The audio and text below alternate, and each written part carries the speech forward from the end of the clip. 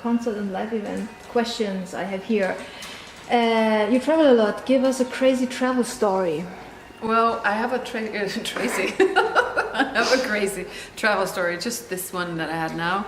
We were up in this weekend. We started on Friday, and we went to Oslo to see one of Jacob's things that he works with is Atle Halstensen on Folkopera in the Norwegian theater in Oslo, one of the biggest, and they were having the release of Phantom of the Opera in Norway, the first ever. So is Peter Juva doing it? No, it's not a Swedish as the is it Espen, his name is. It's fantastic.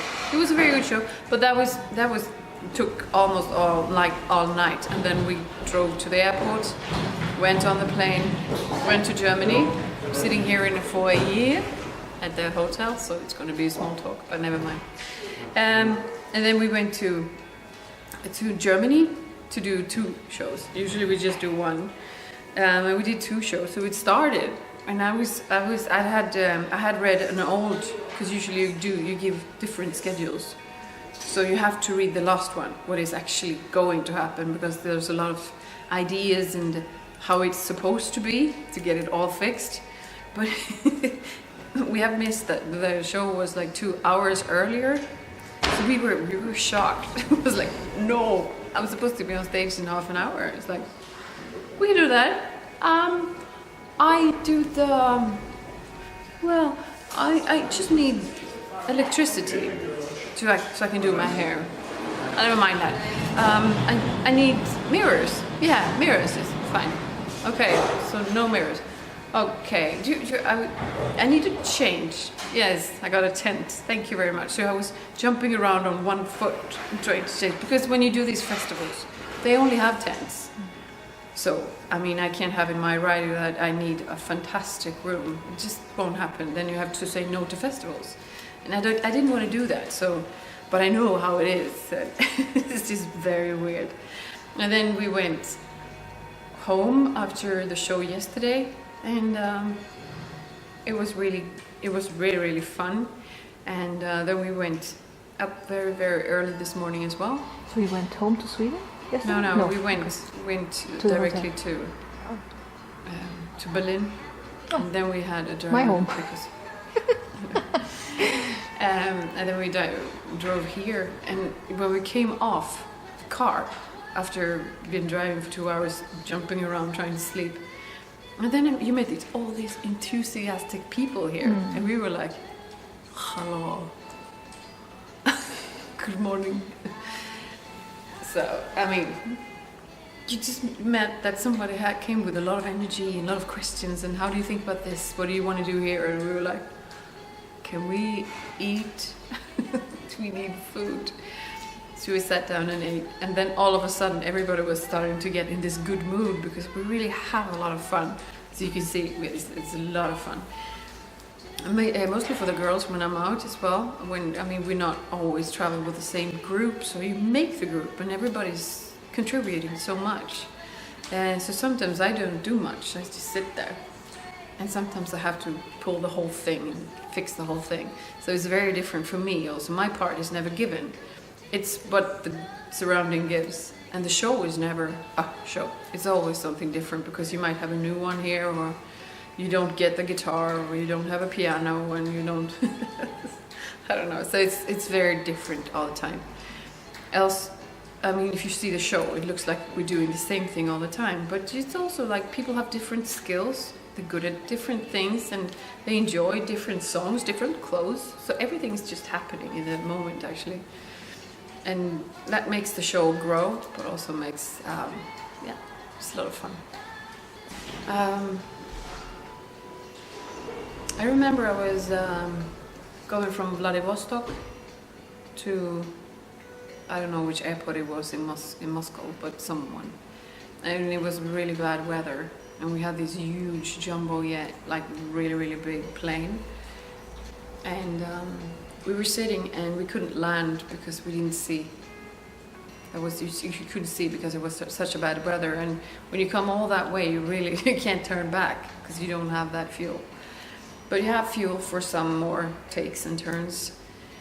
So we did the first one, and we had to like abort that one. We had to, up again, and that takes a lot of fuel to turn a plane like that.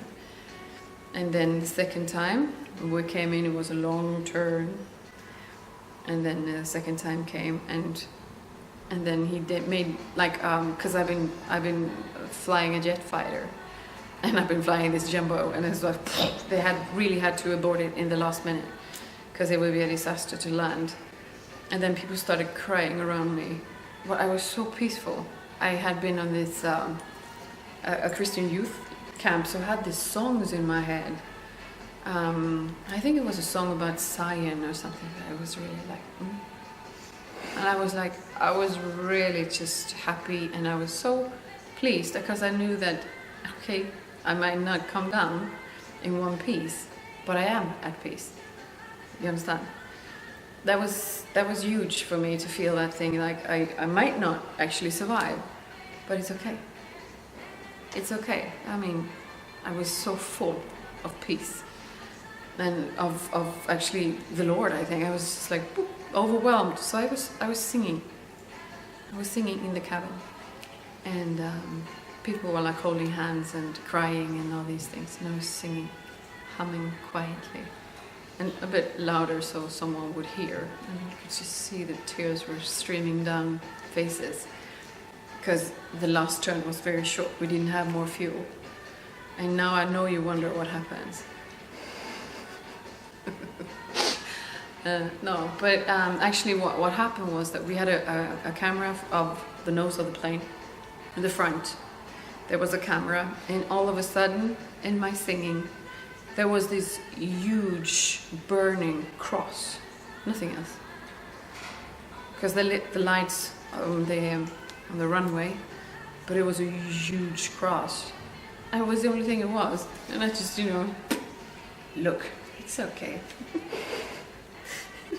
The guy sitting next to me like, yeah, what? Like, and they just put the plane down because they knew where to land. Because we didn't see anything before. So that was fantastic. After that, that was a crazy memory. I can imagine. Yeah, and after that I went to Sweden and I ran. Because, there's some parts that I don't want to miss of the Swedish summer. Usually it's very short, it's like 3 hours. But this time I just, put the stuff home and all the gears and everything from work, and then I just took a bag with my bathing clothes and a raincoat or whatever we'd need for the Swedish summer, and then I parked the car, and I knew I was parking it two stops away from the actual boat where that boat was going out to our friends to have that small piece of summer. It's just one night, and if I missed the boat I wouldn't have it at all. So I was really, really running to get that boat, and I had pneumonia. So I knew that I was really bad at running. I knew also that there is something in me that if I just run at this pace, I will actually make it in 4 minutes. And I just ran, and then I was screaming like, "Start the boat!" And I was just on the boat, and I don't remember when I sweat on stage like a fountain, but this was nothing. I was soaked, and I was sick still. I was really sick from this pneumonia. I was so tired. So I was sitting there. The whole way the boat went over to the island we were going to, and when I came to the island after this Vladivostok with the cross, and after the run, and after the pneumonia run, and I was on the boat, and I was finally having my piece of summer, and then I was sitting at this island, and there was the first big earthquake in Sweden at all. And the epicenter was on this island. It's like, it's like, oh God. What year was that? Yeah. It's like, why? This is so strange. Can't you just leave Earth alone? It's really weird. But that was a nice day. It was a very long story anyway. So today you had like a 1.5 hour set? How did that happen? I mean, was it planned? Like, Well, we were scheduled to have 40, or we had in the contract 40 to 45 minutes. So we asked the promoter, is that what you want? And then he said, please, if we can have 1 hour. So that's why for us it's more job, just to make it flow, and a lot of discussion, can we do this? And how does it work with staging wise and everything? And then we have a plan. And then afterwards it's like always somebody ends up in the wrong place. It's like, what are you doing there? It's like, that's wrong. And somebody makes the wrong move and we know it, but nobody else knows it. So it's like, yeah. Oh, she's sitting down right now. Yeah, we can do that. So, and usually they're very professional, so they don't forget. But I think sometimes around me and around the environment and the way we work on stage, they just relax and have fun. So that's what they be doing in a base as well. So, I mean, everybody, and I sometimes relax very much. So I'm like, I'm singing the wrong lyrics here. It's just because I see so much things. You read so much when you're in the audience, look at the audience. You read the audience very much. And in the German shows, I have very, very short time. In the Spanish show, I have even shorter. But we managed to make it a bit longer, but it's really still very short. I want to do these things. This is what I'm good at, like building, working, getting to know people, getting to tell their stories. Even though the translation was a bit like, oh, okay. Because it didn't work at all in the beginning. so if you think about the girls you were working with, can you tell us a little bit more about them? I mean, how do you... They, almost everybody has a family, like me. I don't know really. I just have people that is on the first spot, and then I have people who fill in for them.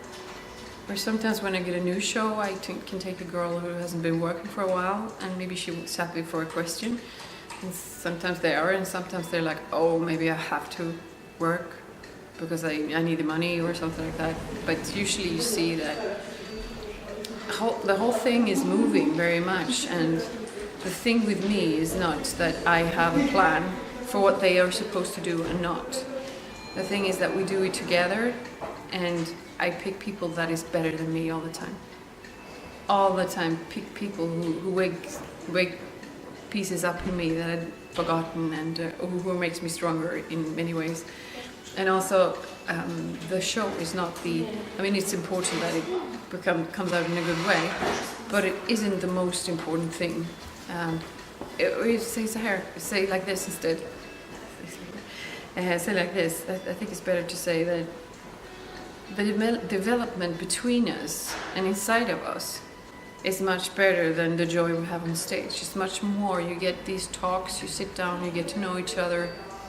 It's like a network of women that is very strong and becoming even stronger. So it's amazing stories that you have behind stage, what people do and what they start to daring to do. And I challenge them sometimes, or sometimes I just lean on them very much because I need them. So it's the dynamic that does it.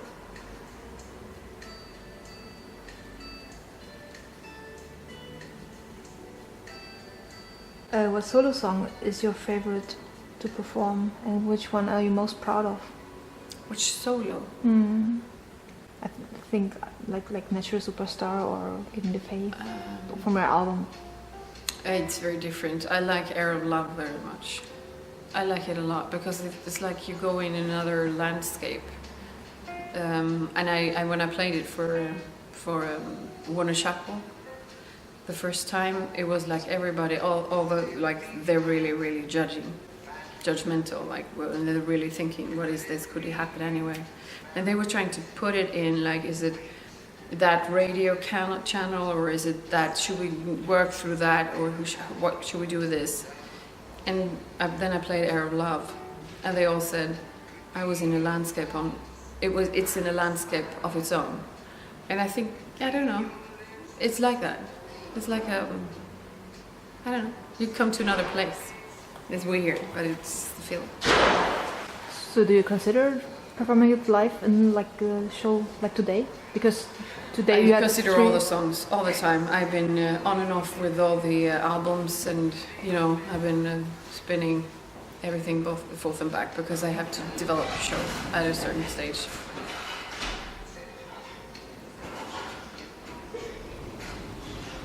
I really loved the redefined version of Wheel of Fortune. Yeah, That was long ago since I heard this one. I know. We did a new thing in the beginning as well because they wanted a long show. Yeah.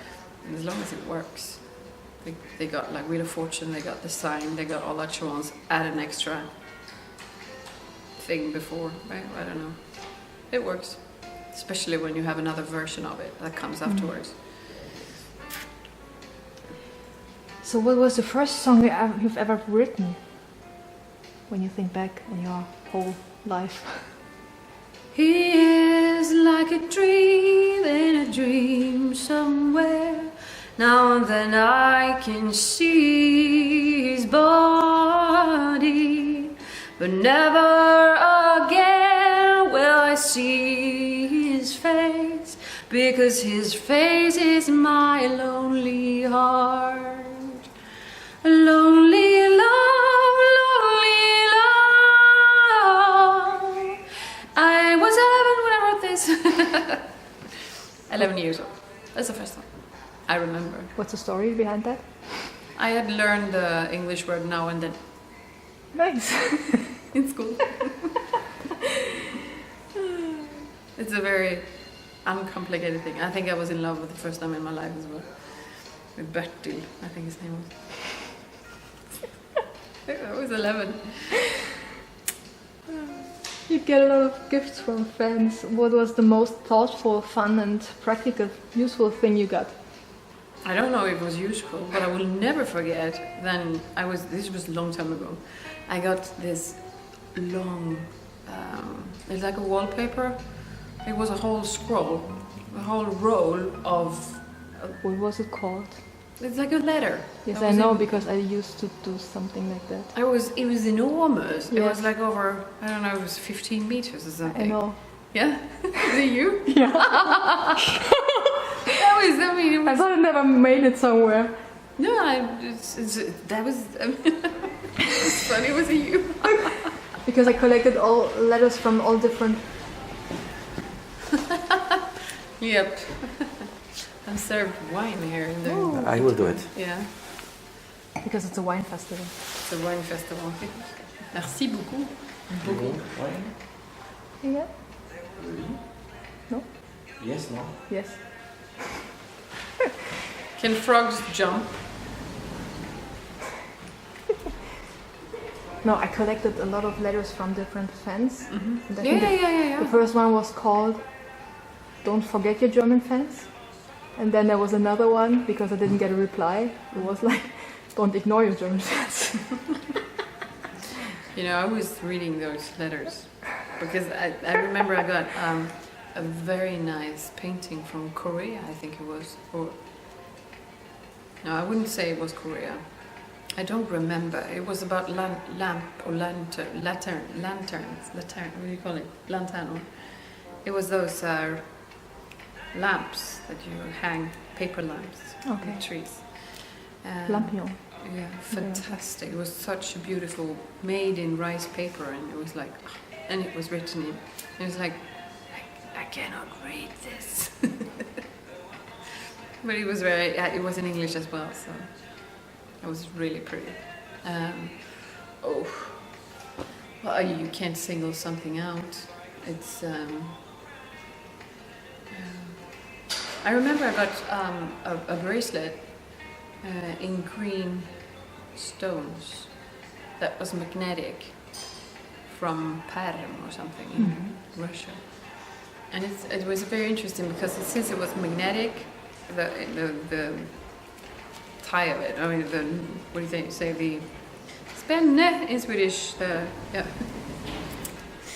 Where you connect it was like. So everything in my bag became magnetic. And I was starting collecting all kinds of things. So, I mean, if you have a phone and you have a hairpin, for instance, it sticks to the phone if it's magnetic. And I had a whole bag. I got like a bag like this that was magnetic. Like everything. You know, I got other people's stuff. Like, sorry, I think this is yours. Sorry about that. And always something that was stuck, you know. But you think you have this nice bracelet, but then you have like a hairpin. Sorry about that. You steal money that way. Should not. It's not magnetic though.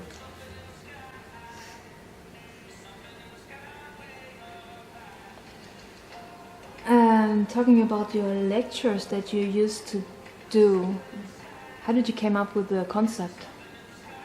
I've been holding lectures ever since I was a youth leader for a Christian camp. Because since I was in,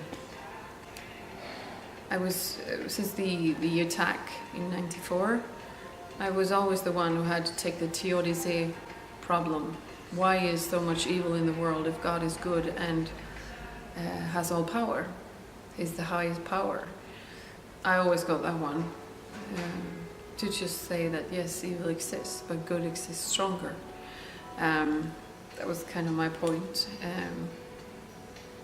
And then I really had to put words on my own faith and my own thinking. And in the beginning it was pretty difficult because I was just speaking about how it was to have two siblings in a band. And now I had to really think, how am I supposed to, you know, I got these huge questions and they're known for not having answers, so you don't really give answers, you just give clues or send out a scent in this room you're in. Because you can't really answer questions, but you can give them hope. And so I remember the first years I was in Christian youth camp and leading. I've been having more than thousands of pupils that way in Sweden. They're all over. They're like, today they're grown, so it's really fun to see them. Sometimes it's like they come up and they still have this eye for you, like, hi. And then we were called mom and dad. We were one boy and one girl who was leading a group of 12, 6 boys and 6 girls. So I was called mom for them. And sometimes they come up and it's like a grown woman who says like, hello mom. And I was like, oh. So sweet. It's extremely sweet. It's one of the best things I have done, where actually you can see a development. Because everything that was in ASO base was really controlled. I mean, I had to grow a lot. I had to dare to do a lot of stuff that I would never have done before. So it was an amazing trip in many, many ways. I won't say that. And meeting fans and people were at the absolute top. But as a Christian youth leader, I had to focus on the inside in another way that I didn't have before. So, yeah, I think you learn a lot when you do that. Definitely, yeah.